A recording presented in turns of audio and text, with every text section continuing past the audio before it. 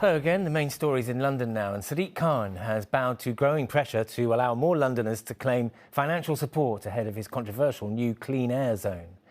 The mayor has been under pressure from some Labour MPs and council leaders to postpone the planned ULEZ expansion in August, but now the £110 million ULEZ scrappage scheme will be extended to allow some larger businesses and families on child benefit to apply for a grant. Charities will also be able to claim a grant for up to 3 vans or minibuses instead of just 1. It was a tough decision, but it was the right decision. I've been listening, though, to families, businesses and charities across our city over the last few weeks and months, and I recognise during a cost of living crisis they need more support. So I'm really pleased to announce today a massive expansion in the financial support families, businesses and charities. I welcome any extension, but it is not sufficient money to buy a compliant car.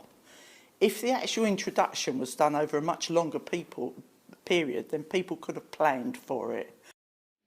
E-scooters are now banned on trains across the capital. It's under a new rule, but not a new law. It comes into force today after fears that overheating batteries could start fires on board. The London Fire Brigade welcome the move, but have called for e-bikes to be added to the ban. The England cricket team's bus has been delayed on the way to Lord's for the Test match against Ireland as Just Stop Oil protesters blocked roads out of London. The climate activists marched slowly along roads in Battersea and Kensington, causing long traffic jams. The latest in a series of marches on main roads across the capital. The England cricketer Johnny Bairstow posted on his Instagram story, "If we're a bit late, it's not our fault." Campaigners are calling for more to be done to protect London's rivers in the fight against climate change. The organisers of London Rivers Week say businesses, water companies and the public have a responsibility to make sure rivers in the city are climate ready and able to tackle the impact of droughts and flooding in the future. They want to end sewage pollution and create more wetlands to protect areas from flooding. A rare type of orchid is expected to flower at Kew Gardens for the first time today. The Florida Ghost orchid is set to bloom at the Royal Botanic Gardens in southwest London after being flown in from Chicago and displayed at the Chelsea Flower Show last week. Time for the weather now. Here's Aisling.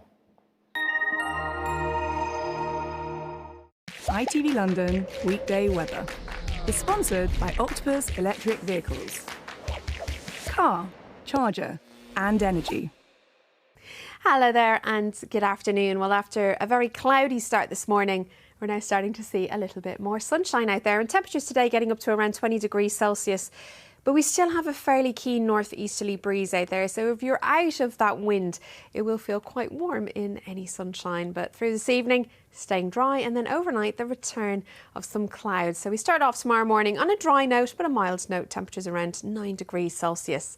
Now, there will be some bright and sunny spells from first thing through tomorrow morning, and perhaps the sunniest day of the week.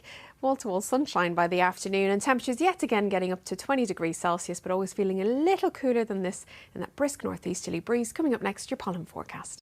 ITV London weekday weather is sponsored by Octopus Electric Vehicles.